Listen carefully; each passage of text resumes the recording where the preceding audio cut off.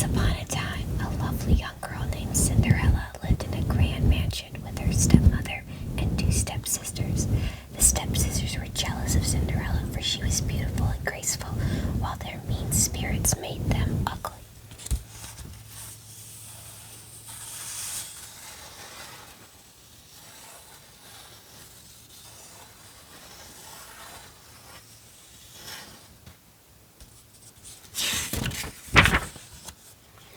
Cinderella's stepmother and stepsisters treated her unfairly. While they wore fancy dresses and slept in comfy feather beds and spent the day eating sweets and prancing before the mirror, poor Cinderella had to wear rags, sleep on a hard mattress in a drafty tower, and spend her days cleaning the mansion, washing the clothes, and scrubbing the floors. Even so, Cinderella remained gentle and good-hearted. Her sweet spirit made her more beautiful every day.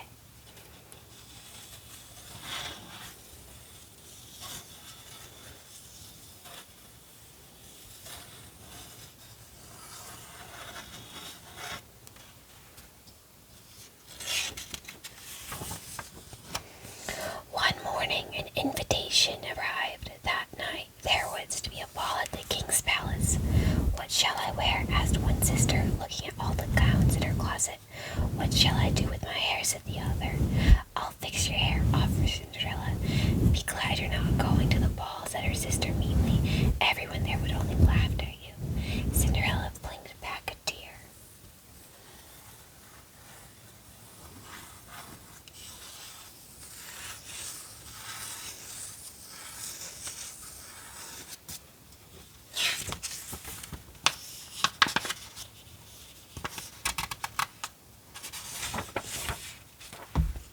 We almost skipped a page.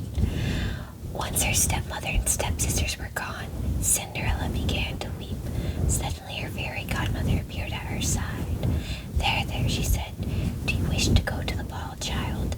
Cinderella nodded. "Then go to the ball you shall go."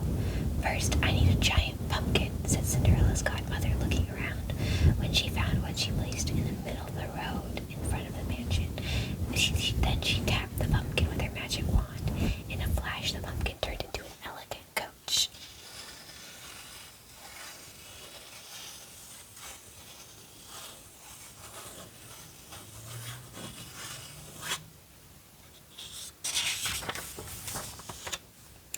Next, the fairy godmother pointed her wand at 6 mice and one fat, gray, long-whiskered rat.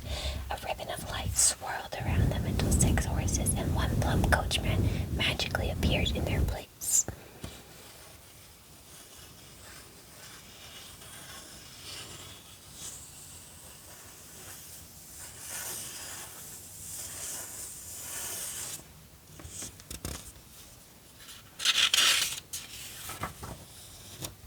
Cinderella stared at the elegant coach, the fine horses, and the proud coachman, then looked down at her own shabby clothing. But how can I go to the ball like this?" she asked. In an instant, she was dressed in a pink gown with glass slippers on her feet. As the coach sped away, Cinderella's godmother warned, "Return before midnight, for my magic spell will be broken." "I'll remember," said Cinderella.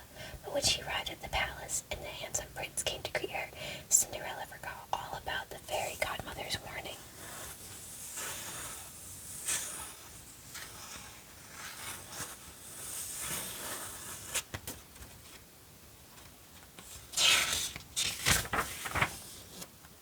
Once inside the ballroom, the prince asked Cinderella to dance. Everyone stared at the couple waltzed across the floor.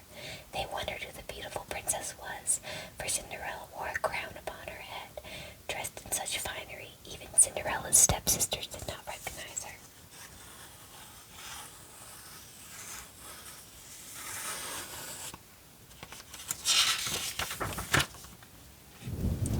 Later, a feast was held in the grand dining hall.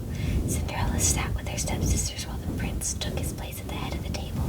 He never touched his plate of food, though, for he could not take his eyes off Cinderella.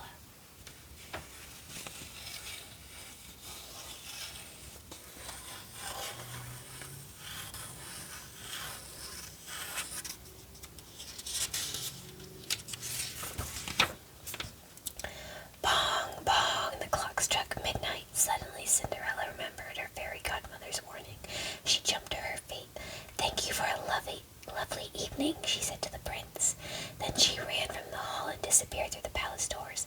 "Wait!" cried the prince, but it was too late. She was gone. In her haste to leave, Cinderella had lost one glass slipper. The prince held the slipper in his hand until dawn, thinking about its lovely owner. "I must find her," thought the prince, "but how?"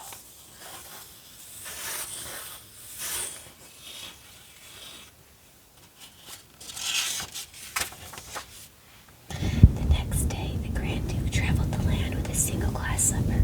On orders from the prince, he was to find the maiden whose foot fit the slipper, for that maiden was to become the prince's bride.